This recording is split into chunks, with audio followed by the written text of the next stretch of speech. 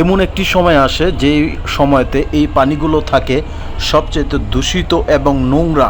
আর এখানে কোনো গোসল, হাত মুখ ধোয়া, যে কোনো কাজ করা যেত না।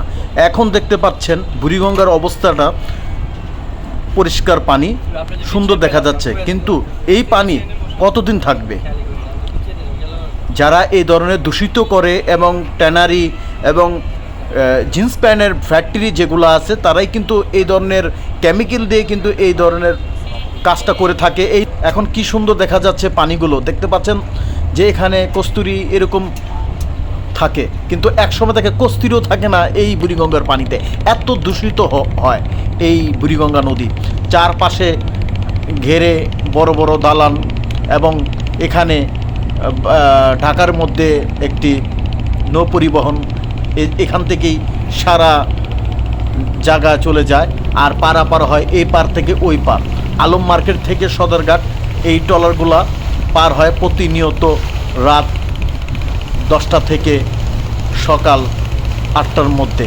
তো এখানে যারা যারা এখানে যায়, কেউ যায় নৌকা, দেখতে পাচ্ছেন এই নৌকা, কেউ যায় ট্রলারে। এখানেও বিভিন্ন মাল ওঠানামা করে, বালুর গাড়ি, এরকম অনেক সময় এখানে দুর্ঘটনা হয়, অনেক সমস্যা হয় মানুষের। তারপরে মানুষে চলাফেরা করে।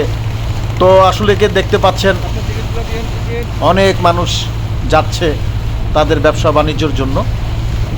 এখানে প্রতিনিয়ত মানুষ, কিন্তু হাজার হাজার মানুষ প্রতিদিন এখানে নৌকা পারাপার করে, কারণ এই পারে যারা আছে তারা এখানে ব্যবসা বাণিজ্য করতে আসে, এবং দিন শেষে এখান থেকে কিন্তু তাদের ঘরে ফিরে চলে যায় এই নৌকা দিয়েই। যার যেটা, এখানে 3টা ওয়ে আছে, একটা হলো নৌকা, এবং একটা হলো ট্রলার, এবং একটা ওয়াটার বাস।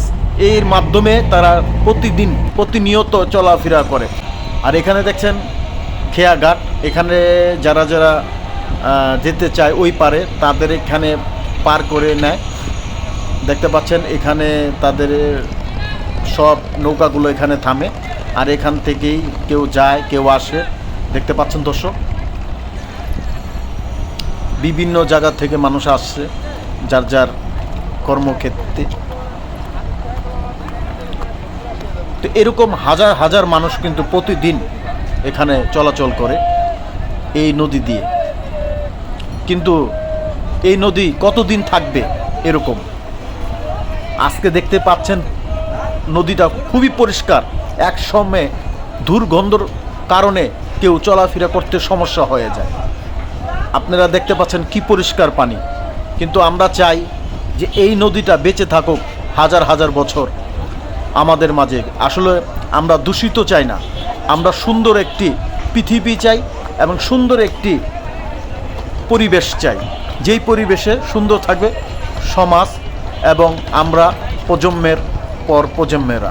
আর এখানে শুরু হবে আমাদের ব্যবসা বাণিজ্য, সব কিছু আমাদের এখানে কিন্তু আমরা প্রতিনিয়তভাবে এবং সবসময় এখানে আমরা কাজ করতে পারবো।